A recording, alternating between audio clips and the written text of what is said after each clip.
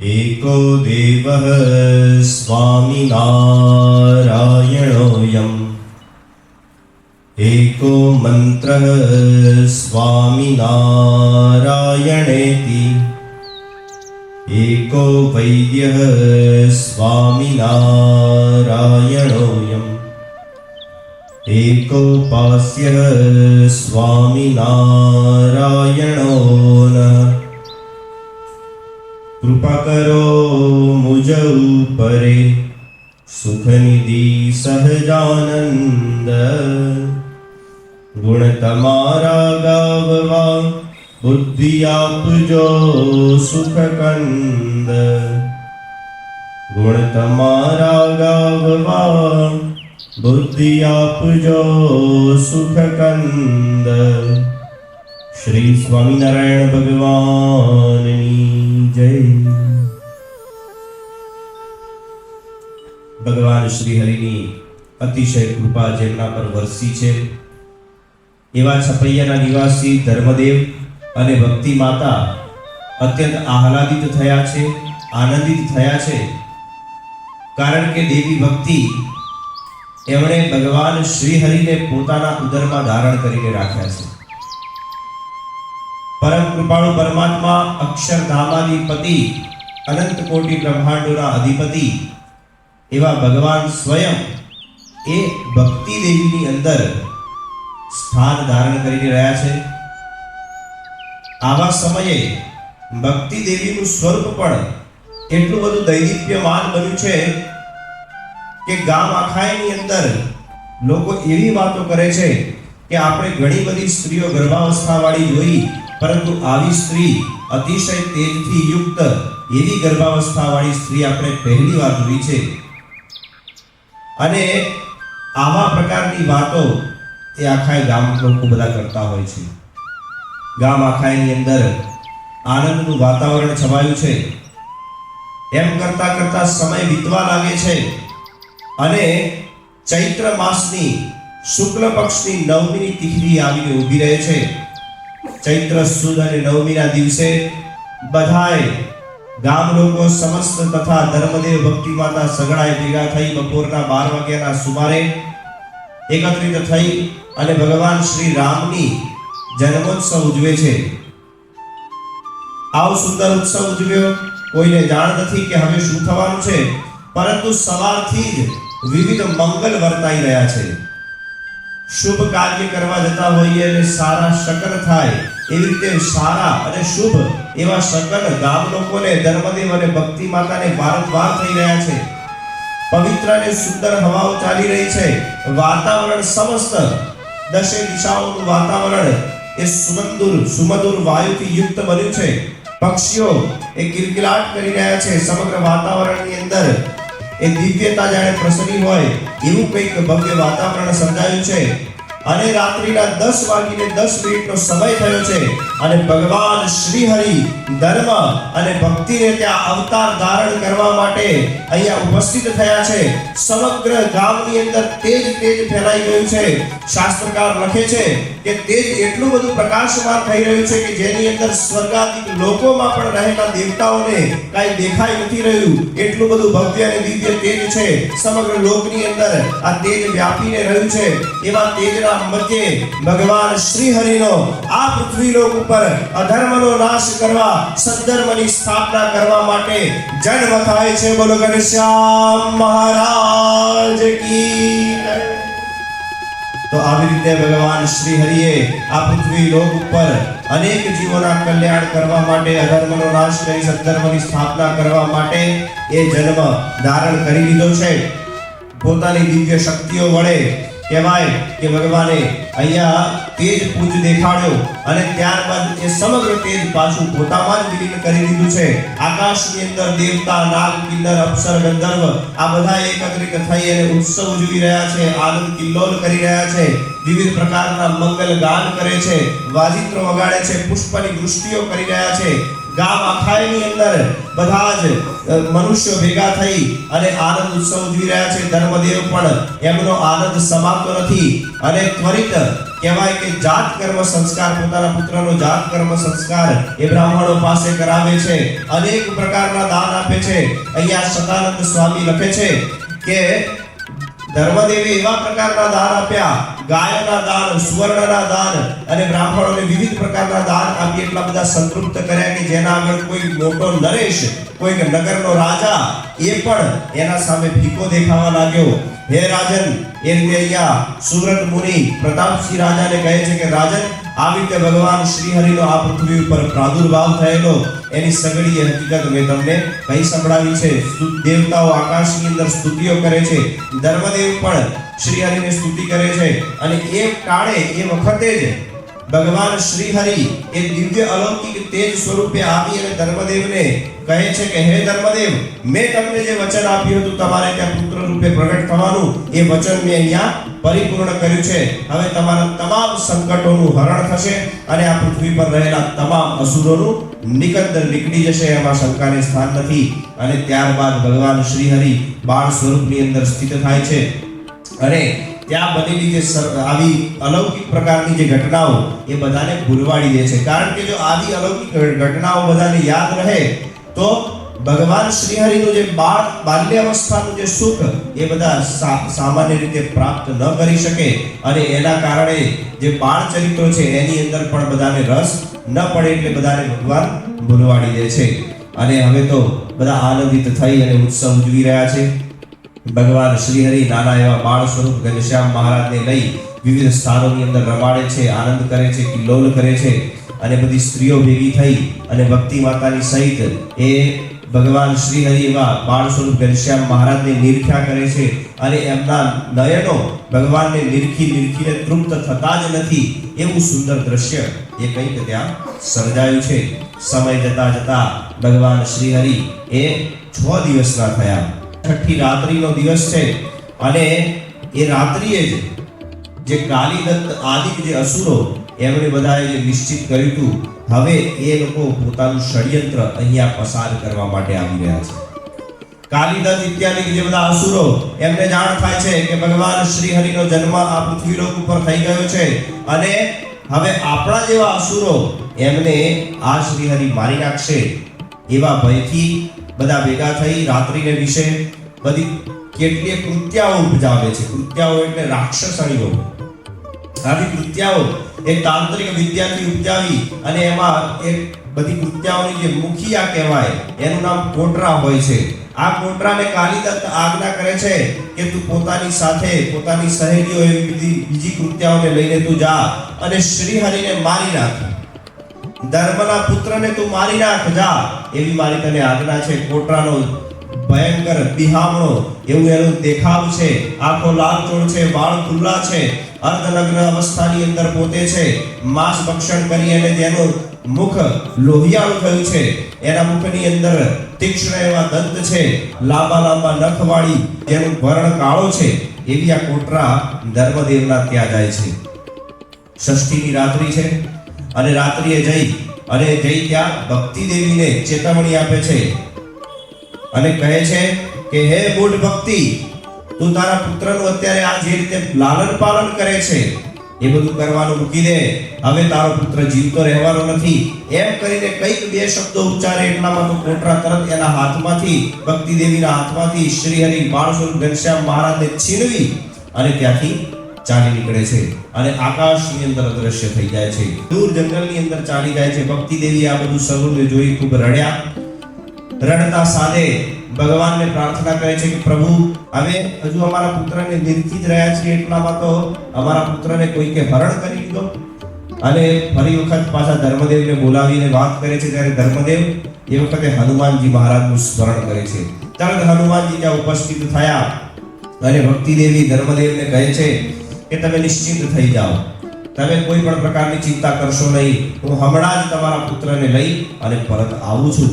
આવું વચન ઉચ્ચારી હનુમાનજી તરત જ એ જાણે ધનુષ્યની અંદરથી બાણ છૂટે એવી ગતિએ કરી અને સીધા જંગલની અંદર જે સ્થાનમાં કોટરા આદિ બધી કૃત્યાઓ ગઈ હતી એ સ્થાનમાં પહોંચી જાય છે. પરંતુ ત્યાં સુધી તો કોટરા ઇત્યાદિ બધો કૃત્યાઓનો સમૂહ ભેગો થઈ અને શ્રી હરિને હમણાં જ મારી નાખશે એવા પ્રકારનું જે દુષ્કર્મ કરવાની તૈયારી કરતા હોય છે. અને કોટરા પ્રથમ તો ભગવાન શ્રી હરિ બાળ સ્વરૂપ ઘનશ્યામ મહારાજને નીચે પટકી દે છે, પછાડે છે, જેથી કરી પ્રથમ તો એમનો પ્રાણ ચાલ્યો જાય. પરંતુ એ બાળ સ્વરૂપ ઘનશ્યામ મહારાજને કંઈ પણ થતું નથી અને એ સ્વસ્થ જાણે આરામથી ઊંઘી રહ્યા હોય એવી અવસ્થાની અંદર દેખાઈ રહ્યા છે. હવે કોટરા જેવો ભગવાન શ્રી હરિનો એ સ્પર્શ કરવા જાય છે એટલે તરત જ બળવા લાગે છે. એનું શરીર આખું જાણે બળતું હોય એવો એને દાહ અનુભવાય છે. બીજી બધી કૃત્યાઓને પણ એવી દાહ અનુભવાય છે. એટલામાં જ હનુમાનજી મહારાજ એ ત્યાં આવી પહોંચે છે અને હનુમાનજી તરત આ બધી કોટરા ઇત્યાદિ કૃત્યાઓને પોતાના પૂંછ વડે પછાડીને ખૂબ મારે છે. હવામાં ફંગોળીને ખૂબ મારે છે. ખૂબ મારી અને પછી બધાને હવે કહેવાય કે એમના જીવનનો જ અંત લાવી દેવાની તૈયારીમાં હોય છે. એ વખતે ભગવાન શ્રી હરિ આંખના ઈશારાથી હનુમાનજી મહારાજને એ બધાને જવા દેવાની આજ્ઞા કરે છે. ભગવાન બાળ સ્વરૂપ ઘનશ્યામ મહારાજે આ રીતે આજ્ઞા કરી એટલે હનુમાનજી મહારાજે તેમને અધમુઈ હાલતની અંદર છોડી દીધી. કોટરા આદિ કૃત્યાગણ એ બધો અતિશય ત્રસ્ત થઈ, પરેશાન થઈ અને હવે બીજી વાર કોઈ વખત અહીંયા આવશે નહીં એવા ભાવ સાથે બધી ચાલી જાય છે. બાળ સ્વરૂપ ઘનશ્યામ મહારાજને લઈ અને હનુમાનજી મહારાજ એ પરત અહીંયા ધર્મદેવ અને ભક્તિ માતાને ત્યાં આવી જાય છે. આવીને અને ભક્તિ માતાના ચરણોની અંદર એમના પુત્રને ત્યાં મૂકી દે છે કે હે દેવી, આ લો તમારા પુત્રને સ્વસ્થ રીતે હું પાછો લઈને આવ્યો છું. આ તમારા પુત્રનું રક્ષણ કરવું એ મારી પણ જવાબદારી છે, કારણ કે તમે મારા ભક્ત છો. એમ કહી હનુમાનજી મહારાજ ત્યાંથી અદ્રશ્ય થાય છે. પરંતુ જેવો ભગવાનનો જન્મ થયો તરત જ ભગવાને આ રીતે પોતાની દિવ્ય લીલા એ દર્શાવી છે.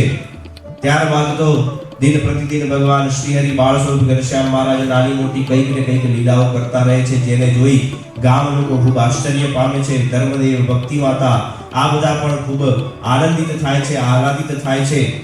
સમય સંજોગોના અનુસાર ધર્મદેવ પોતાના પુત્ર એને વિવિધ પ્રકારના કહેવાય કે સંસ્કારો કરાવે છે. પયપાનનો સંસ્કાર હોય કે પછી સૂર્ય દર્શનનો સંસ્કાર, ચંદ્ર દર્શનનો સંસ્કાર ઇત્યાદિ બધા સંસ્કાર એ ધર્મદેવ યથા યોગ્ય સમય જોઈ અને કરાવડાવતા હોય છે. હવે નામકરણનો સંસ્કાર કરવાનો પણ સમય નજીક આવતો હોય છે. જોગાનુજોગ ભગવાનની જાણે પ્રેરણાથી માર્કંડેય મુનિ એ વિચરણ કરતા કરતા છપૈયાપુરની અંદર આવી પહોંચે છે. અને એ છપૈયામાં જ્યારે ધર્મદેવના ત્યાં માર્કંડેય મુનિ પધારે છે એ વખતે ધર્મદેવ તેમની પાસે બેસી અને વાર્તાલાપ કરે છે, તેમને યથોચિત સન્માન કરે છે, આતિથ્ય સત્કાર કરે છે.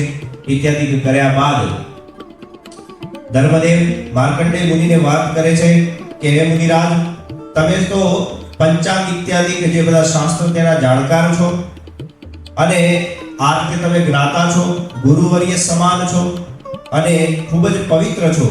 માટે અમારા પુત્રનો નામકરણ વિધિ એ તમારા દ્વારા સંપન્ન થાય એવી અમારી ખૂબ તીવ્ર ઈચ્છા છે.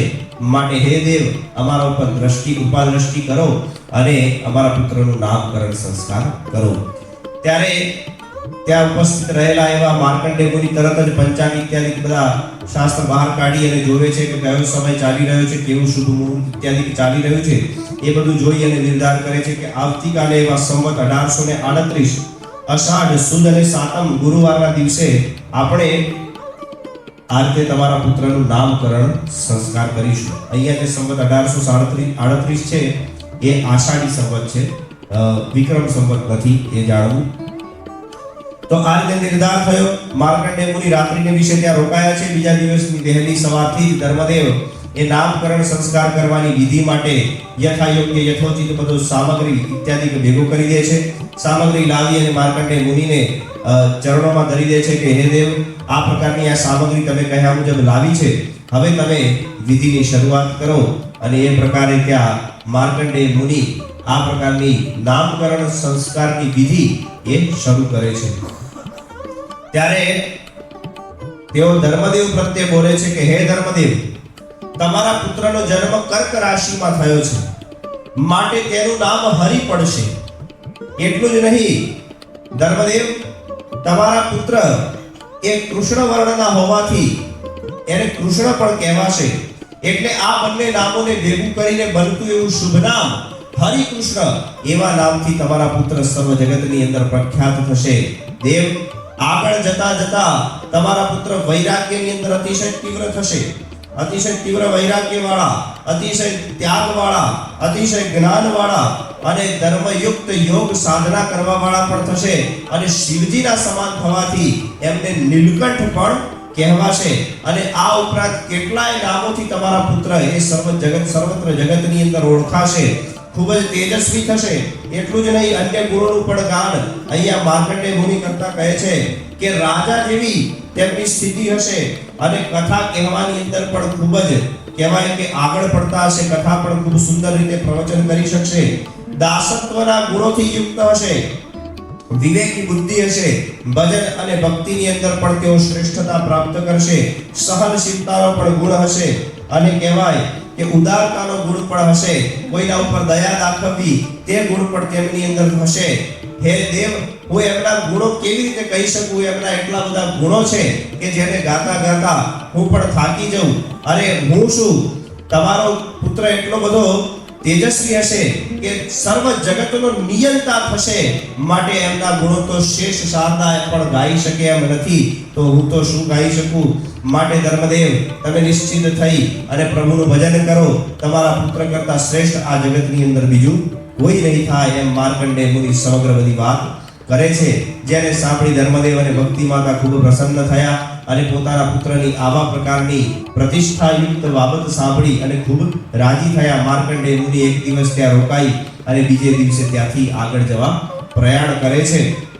આ તરફ બાળ સ્વરૂપ ઘનશ્યામ મહારાજના માતા પિતા એવા ધર્મદેવ અને ભક્તિ માતા એ પોતાના પુત્રને આગળ જતા જતા વિવિધ પ્રકારના સંસ્કારો પણ અલગથી કરાવે છે. જેમ કે ભૂમિ ઉપવેશન સંસ્કાર, કર્ણવેદ, અન્નપ્રાશન, વૃત્તિ પરીક્ષા, આવા બધા સંસ્કારો પણ કરાવે છે જે યથોચિત સમય જોઈ.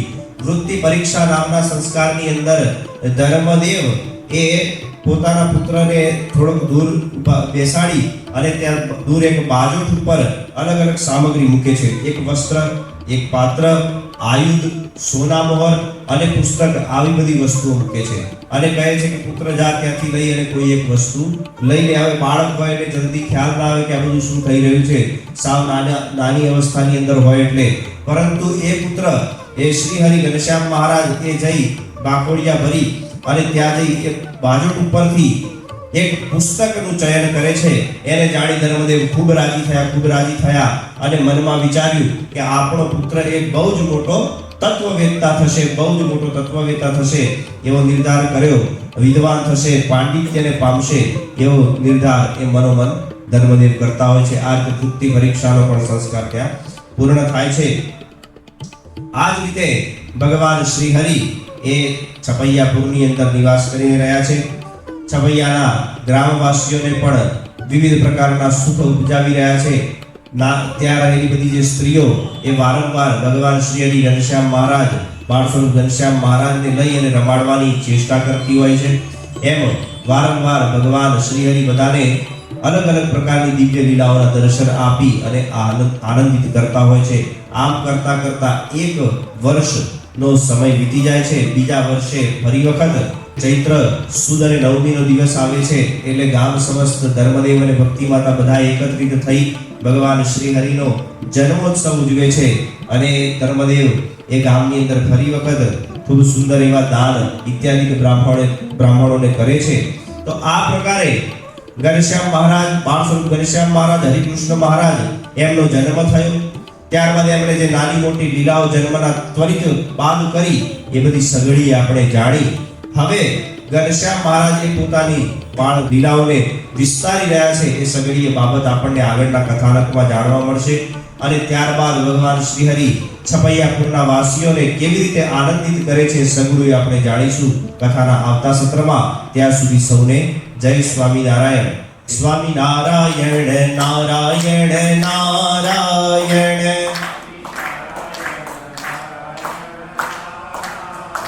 સ્વામિનારાયણ નારાયણ નારાયણ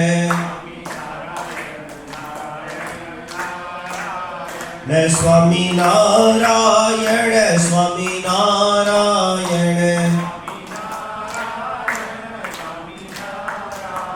સ્વામી નારાયણ નારાયણ નારાયણ. સહજાનંદ સ્વામી મહારાજ